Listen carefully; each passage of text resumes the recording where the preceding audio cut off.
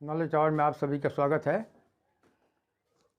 मैं आप लोगों को इससे अगले क्लास में क्लॉज पढ़ाया था। क्लॉज का डिफिनेशन दिया था और समझाया था कि क्लॉज किसे कहते हैं। आज मैं क्लॉज का काइंड्स बताने जा रहा हूँ।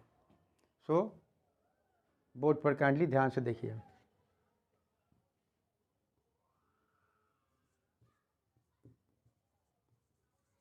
Kinds of clause.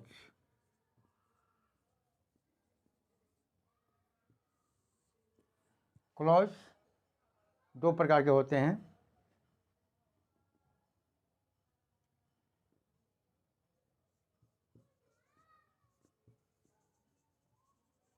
The clause has two kinds.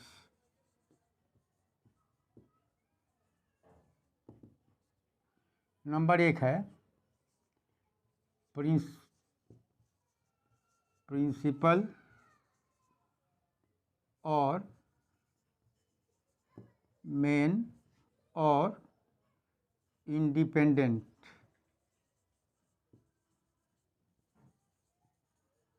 Clause अर्थात प्रिंसिपल जो फर्स्ट काइंड होता है उसको प्रिंसिपल क्लॉज भी बोलते हैं, मेन क्लॉज के भी नाम से जाना जाता है, इंडिपेंडेंट क्लॉज के भी नाम से जाना जाता है। ठीक है। प्रिंसिपल क्लॉज का हिंदी मीनिंग होता है मुख्य उपवाक्य। दूसरा है सबऑर्डिनेट क्लॉज या इसको डिपेंडेंट क्लॉज के नाम से भी जानते हैं।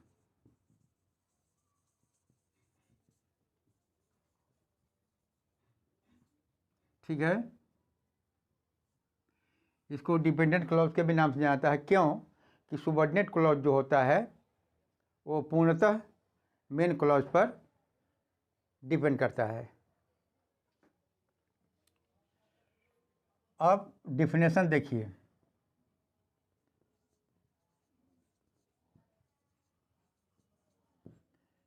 Definition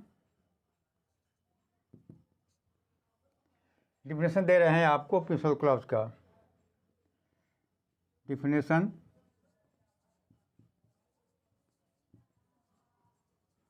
principal clause. इसके डिफिनेशन है the clause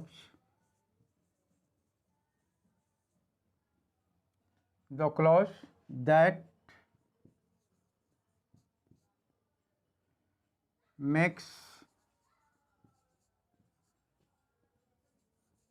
good sense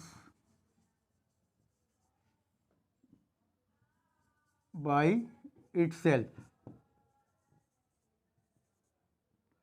and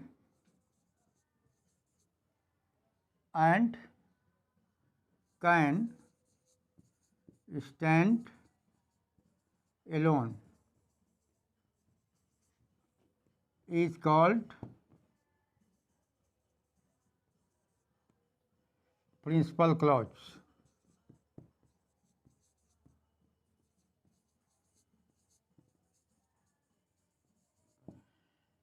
अर्थात principal clause the clause that makes good sense by itself यानी स्वयं। प्रिंसिपल क्लॉज हम उसे कहते हैं जो स्वयं अपना मीनिंग स्वयं प्रकट करता है, बताता है। और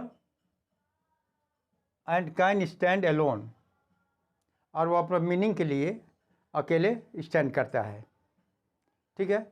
कहने का मतलब ये है कि जो प्रिंसिपल क्लॉज होता है वो अपने में पूर्ण होता है और वह अपना मीनिंग खुद प्रकट करता है, बताता है। प्रिंसिपल क्लॉज किसी दूसरे क्लॉज पर डिपेंड नहीं करता है, इसलिए इसको इंडिपेंडेंट क्लॉज के नाम से भी जाना जाता है। ठीक है। जैसे एग्जाम्पल देखिए इसका।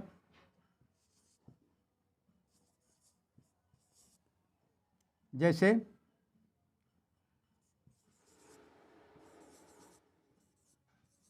he told me that he was ill. He told me that he was ill.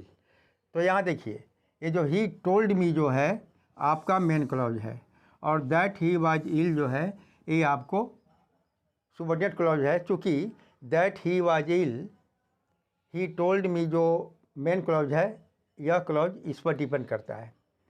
ठीक है, ये ही टोल्ड मी यह एक प्रिंसिपल क्लॉज इसलिए भी है कि इसका एक अपना सब्जेक्ट है और इसका एक फाइनाइट वर्ब है, और दैट ही वाज इल यह सुबॉर्डिनेट क्लॉज है जो मेन क्लॉज पर डिपेंड करता है।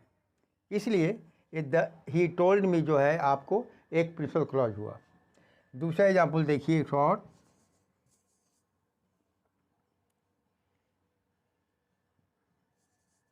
सी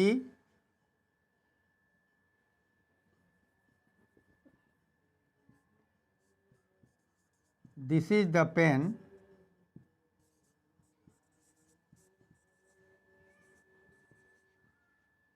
that I lost. This is the pen that I lost. ये दैट आई लॉस्ट जो है, ये दिस इज़ द पेन जो हुआ आपको प्रिंसिपल क्लॉज यानी मेन क्लॉज है, और दैट आई लॉस्ट जो है ये आपको सुबॉर्डिनेट क्लॉज है, क्योंकि यह क्लॉज जो होता है मेन क्लॉज पर पूर्णतः आश्रित होता है। सुबॉर्डिनेट क्लॉज यदि चाहे तो अपना मीनिंग, अपना अर्थ स्वयं प्रकट नहीं कर सकता जब तक कि वह मेन क्लॉज से अटैच नहीं होगा। इसलिए दिस इज द पेन जो हुआ आपका प्रिंसिपल क्लॉज हुआ। ठीक है, अब आगे देखिए।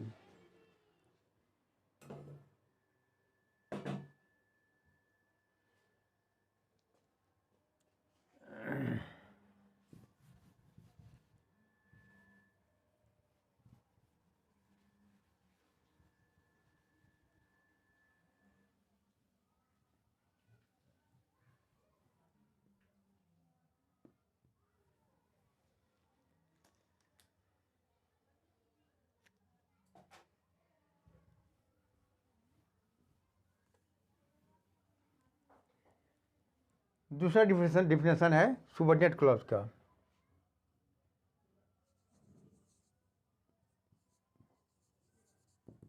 Definition subordinate clause.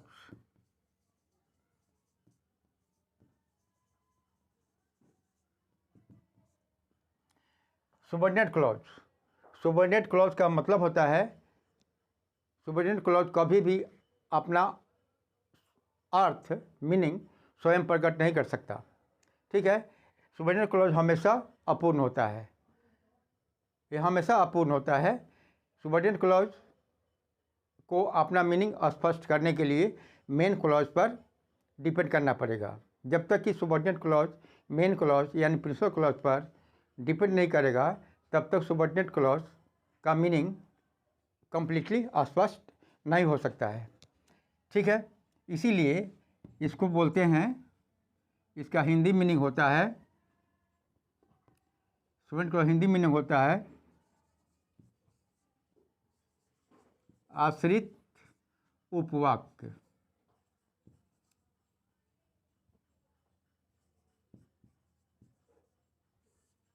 हमेशा जो है मेन क्लॉज पर डिपेंड करता है। ठीक है, अब इसका डिफिनेशन देखिए। The clause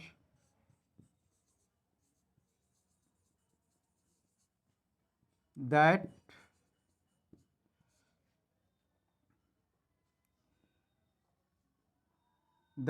does not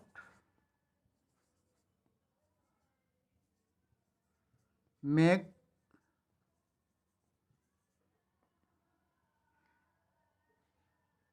good sense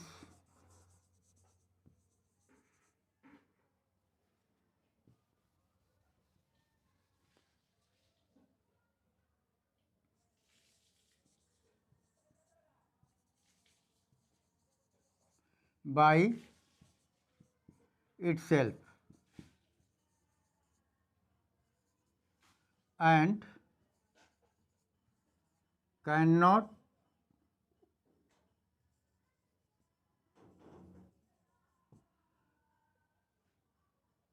stand alone is called subordinate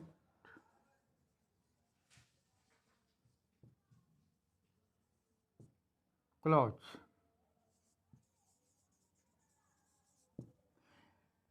अर्थात ऐसा क्लॉज जो स्वयं अपना मीनिंग स्पष्ट नहीं कर सकता है और कैन नॉट स्टैंड अलोन, और वह अकेले मतलब अकेले वो कभी भी खड़ा नहीं रह सकता जब तक कि दूसरे को सहारा उसे न मिले। ठीक है, उसे बोलते हैं सुबॉर्डिनेट क्लॉज यानी आश्रित उपवाक्य। सुबॉर्डिनेट क्लॉज का मीनिंग होता है अपूर्ण उपवाक्य। ठीक है, तो ऐसा क्लॉज जो अपना मीनिंग स्वयं स्पष्ट न कर सके, अपना मीनिंग स्पष्ट करने के लिए उसे दूसरे क्लॉज पर डिपेंड रहना पड़े, आश्रित रहना पड़े, ऐसे क्लॉज को हम बोलते हैं सुबॉर्डिनेट क्लॉज। ठीक है, अब इसका एग्जाम्पल देखिए।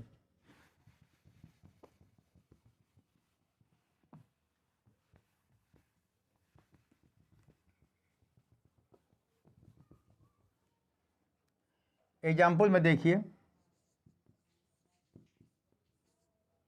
जैसे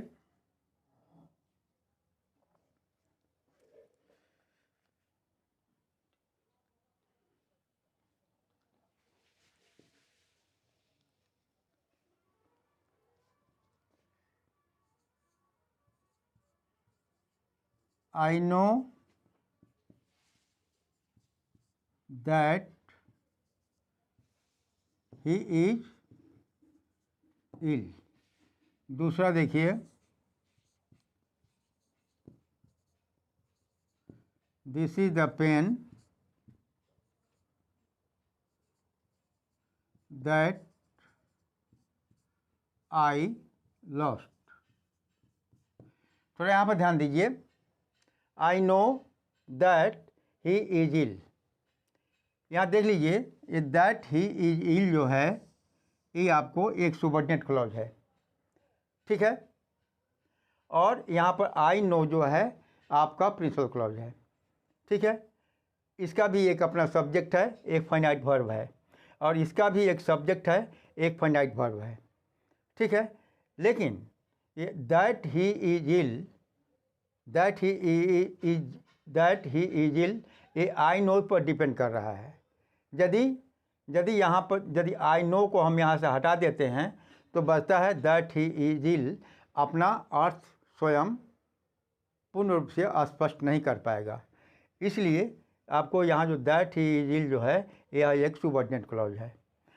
this is the pen that I lost, यदि हम दिस इज द पेन को यहाँ से हटा देते हैं, खाली लिखें दैट आई लॉस्ट, तो दैट आई लॉस्ट अपना मीनिंग स्वयं स्पष्ट नहीं कर पाएगा जब तक कि, तो इसलिए तो दैट इसका माने सुबॉर्डिनेट इस क्लॉज को अपना अर्थ को स्पष्ट करने के लिए, पूर्ण करने के लिए दिस इज द पेन पर डिपेंड करना पड़ेगा। ठीक है, तो यहाँ पर दिस इज द पेन जो हुआ आपको प्रिंसिपल क्लॉज है, और दैट आई लॉस्ट जो हुआ एक सुबॉर्डिनेट क्लॉज है जो कंप्लीटली मेन क्लॉज पर डिपेंड कर रहा है। ठीक है, तो ये जो हुआ दैट आई लॉस्ट आपको सुबॉर्डिनेट क्लॉज हुआ।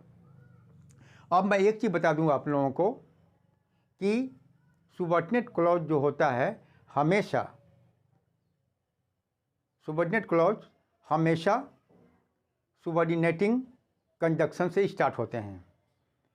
सुबॉर्डिनेट क्लॉज का सबसे बड़ा पहचान यही है, यदि आपको कहा जाए choose the principal and subordinate clause from the given sentences।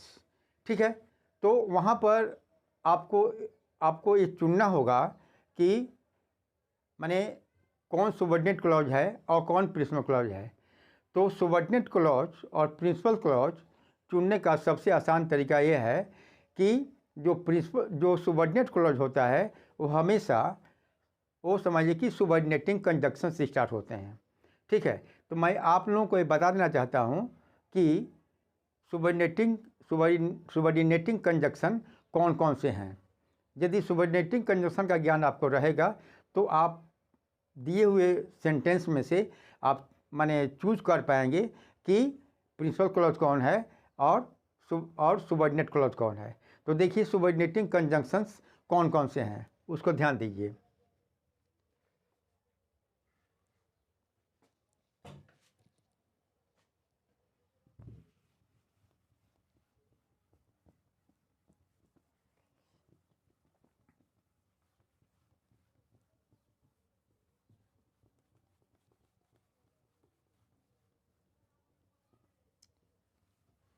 Subordinate clause हमेशा सुबॉर्डिनेटिंग कंजंक्शन से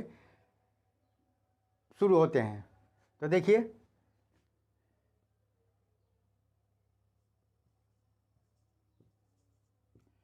नोट फॉर मेमोराइज। ठीक है, आपको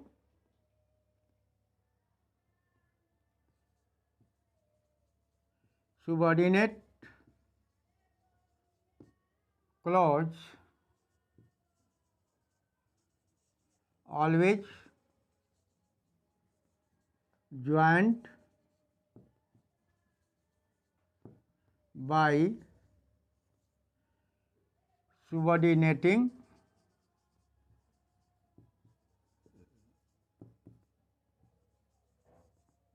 conjunctions।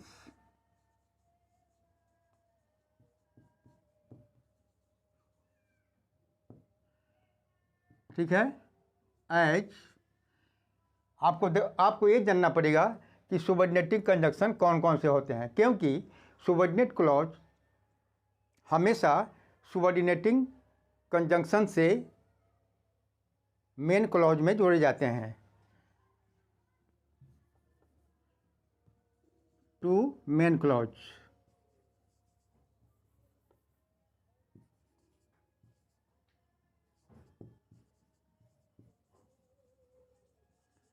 ठीक है, अब यहाँ पर देते हैं, ये आप लोगों को लिखा हुआ है नोट फॉर मेमोराइज, ये आप लोगों को दिया जा रहा है याद करने के लिए। तो सुबॉर्डिनेट क्लॉज जो होता है हमेशा मेन क्लॉज के साथ सुबॉर्डिनेटिंग कंजंक्शन के द्वारा जोड़े जाते हैं। तब मैं ये बता देना चाहता हूँ आप लोगों की कि कौन कौन से सुबॉर्डिनेटिंग कंजंक्शन होते हैं, उसका ज्ञान कर लीजिए।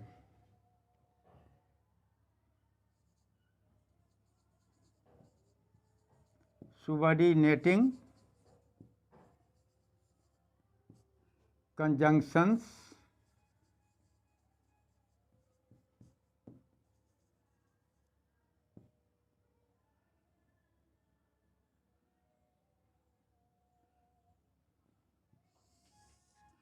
ये देखिए आपको as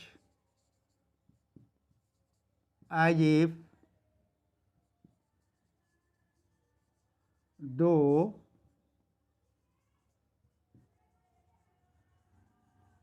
although so that what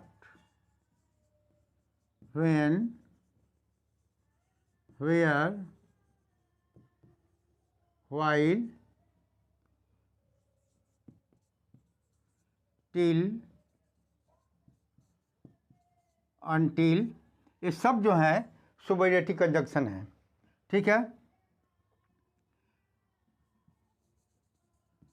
that as well as so long as long as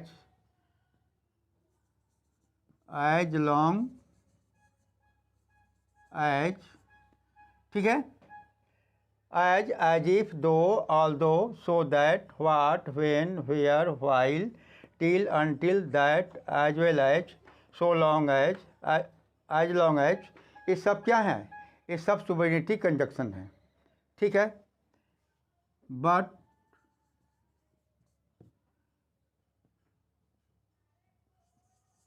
before,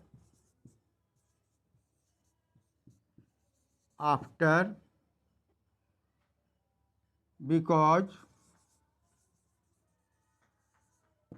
ये सब के सब आपको सुबॉर्डिनेटिंग कंजंक्शन है। तो मेरा मेरा कहने का मतलब ये है कि यदि आपको सुबॉर्डिनेट क्लॉज चुनना हो तो सर्वप्रथम आप ये इस बात का ध्यान रखेंगे कि ये सब जितने जो सुबॉर्डिनेटिंग कंजंक्शंस हैं, यदि इस कंजंक्शन से यदि कोई भी सेंटेंस स्टार्ट होता है तो आप समझिए कि वही सुबॉर्डिनेट क्लॉज है। ठीक है, ये जितने जो है सुबॉर्डिनेटिंग कंजंक्शन है। तो मेरा कहने का मतलब यह है कि सुबॉर्डिनेट क्लॉज और प्रिंसिपल क्लॉज यदि आपको किसी सेंटेंस से चुनना हो तो आप पहले आप ये देखेंगे कि कौन सा वाक्य सुबॉर्डिनेटिंग कंजंक्शन से शुरू हो रहा है। तो जो वाक्य सुबॉर्डिनेटिंग कंजंक्शन से शुरू हुआ रहेगा वही सेंटेंस आपका सुबॉर्डिनेट क्लॉज कहलाएगा। ठीक है, ये सब है व्हेन, वेयर, व्हाइल, हाउ,